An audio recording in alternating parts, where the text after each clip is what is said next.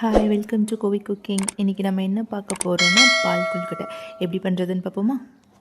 ஒரு கப் பச்சரிசி, ஒரு டேபிள் ஸ்பூன் தேங்காய், ஒரு பிஞ்ச் உப்பு இதை போட்டு நல்லா மிக்ஸ் பண்ணிக்கலாம். நல்லா கொதிக்கிற தண்ணியை கொஞ்சம் கொஞ்சமாக ஊற்றி மாவை நல்லா பிணைஞ்சு எடுத்துக்கலாம். ஒரு டேபிள் ஸ்பூன் நெய் சேர்த்தி அதையும் நல்லா மிக்ஸ் பண்ணி எடுத்துக்கலாம். பிணைஞ்சு வச்ச மாவை சிறு சிறு உருண்டையாக பண்ணி எடுத்துக்கலாம். ரொம்ப பெருசாக பிடிச்சிடக்கூடாது. பெருசாக பிடிச்சிட்டோம்னா உள்ளுக்குள்ளே வேகாது. இப்போ நம்ம பாகு காய்ச்சி எடுத்துக்கலாம். இதுக்கு எந்த கம்பி பதமும் தேவையில்லை.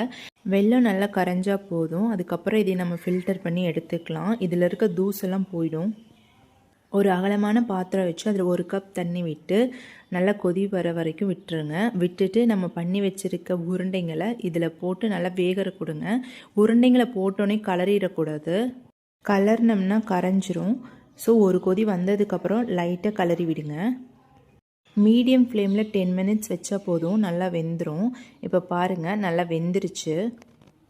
இப்போது இந்த ஸ்டேஜில் நம்ம ஃபில்டர் பண்ணி வச்சுருக்க பாகை இது கூட சேர்ந்து நல்லா கலரி விட்டுறலாம்.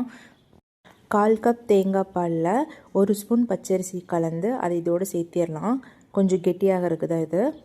இப்போ பாருங்கள், நல்லா கொழுக்கட்டை பாகோடு பிடிச்சி நல்லா வெந்து கொதிக்குது. இந்த ஸ்டேஜில் நம்ம அரைச்சி வச்சுருக்க கெட்டியான தேங்காய் பாலை மிக்ஸ் பண்ணி கலந்து விட்டுருங்க. 3 ஏலக்காய் போட்டு ஒரு கைப்பிடி தேங்காய் போட்டு கலரி விட்டுருங்க. அவ்வளோதான், நம்ம பால் கொழுக்கட்டை ரெடி. இப்போ இதை எடுத்து அப்படி சாப்பிட்டு பாருங்கள். அப்படி இருக்கும்.